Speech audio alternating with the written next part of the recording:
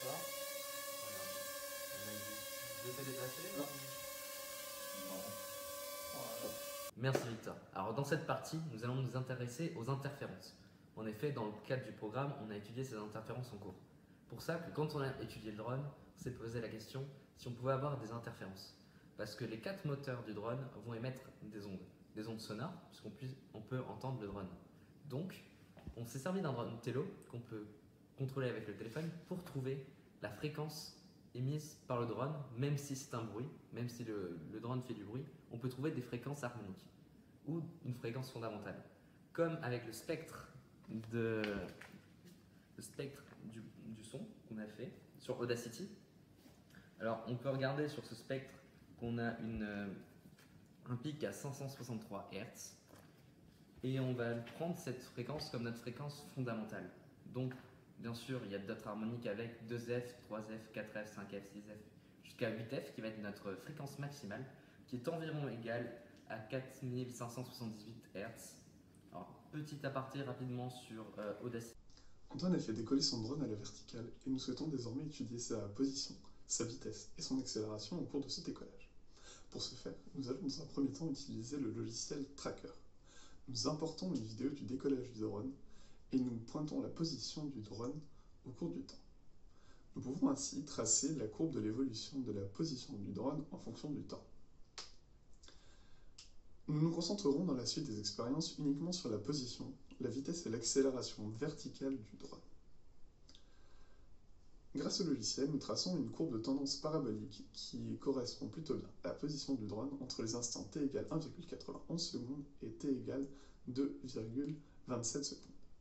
Toutefois, la courbe est très différente des positions réellement trouvées dans les premiers instants de vol du drone. Le logiciel nous permet également de calculer la vitesse du drone et de tracer son évolution au cours du temps. Nous trouvons ainsi la vitesse maximale qui est de 20,63 mètres par seconde à l'instant t égale 2,17 secondes.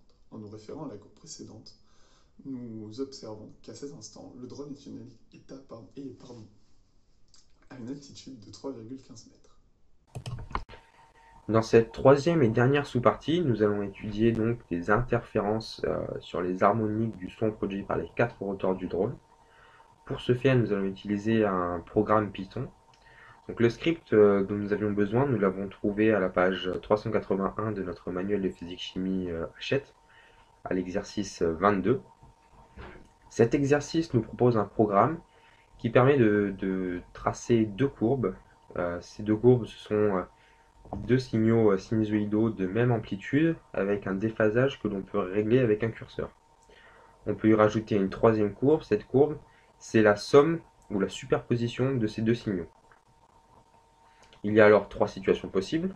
Si nous avons choisi un déphasage égal à pi, alors la résultante sera minimale. Les ondes sont dites en opposition de phase et les interférences sont alors destructives. Une deuxième possibilité, nous avons choisi un déphasage de 0 de 2π. Dans ces cas-là, la résultante est maximale et les interférences sont dites constructives. Nous avons dû abandonner notre projet initial à cause des conditions sanitaires actuelles. Nous avions prévu d'étudier le vol d'un drone sous-marin. Mais dans ce projet, nous avons tout de même réussi à comprendre comment voler un drone.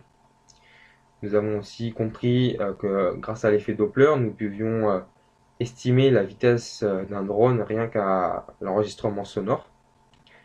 Et enfin, nous avions prouvé qu'il y avait des interférences parce que le troisième harmonique était atténué. Ces interférences, elles